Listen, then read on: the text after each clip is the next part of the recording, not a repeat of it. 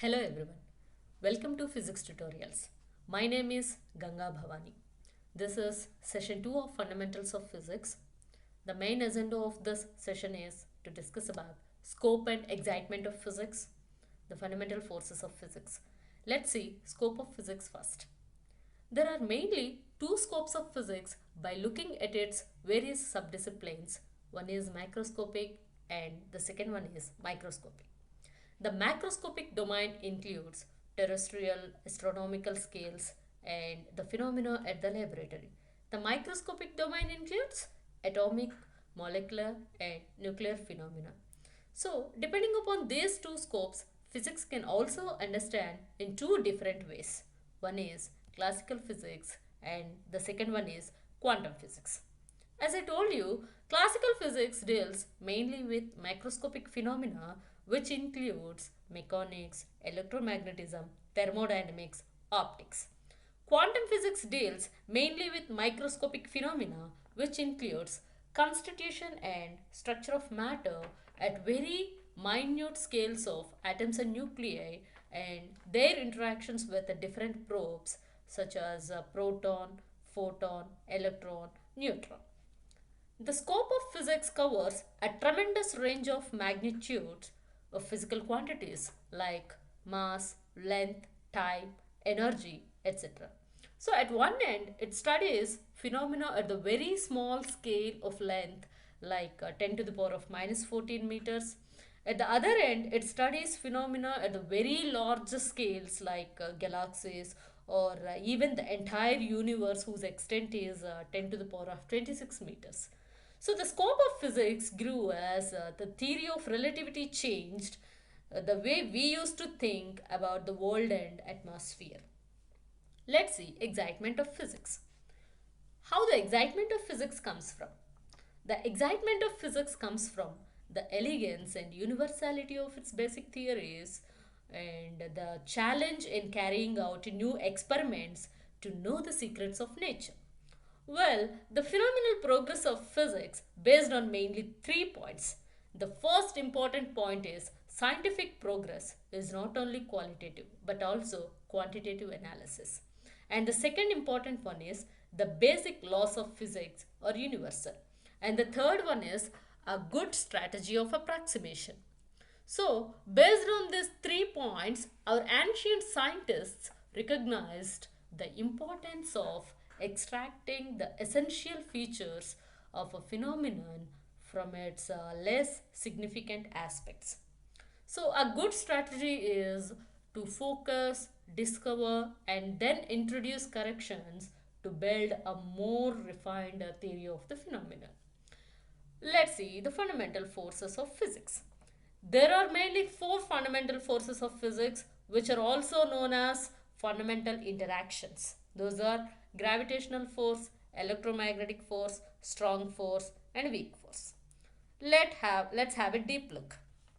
Gravitational force. It's a force of attraction between all masses in the universe. Means it's a kind of force that only interaction that acts on all particles having mass and energy. It's very less when the body is more remote.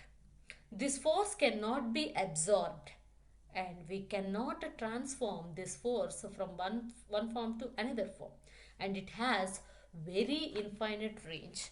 And the particle that carries this force is called graviton, and this gravitational force between two bodies is directly proportional to the product of their masses and inversely proportional to the square of the distance between them.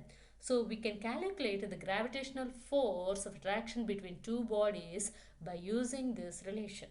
The gravitational force is always attracts and never repels. Second one is electromagnetic force. It's a force that acts between electrically charged particles of a magnetic body.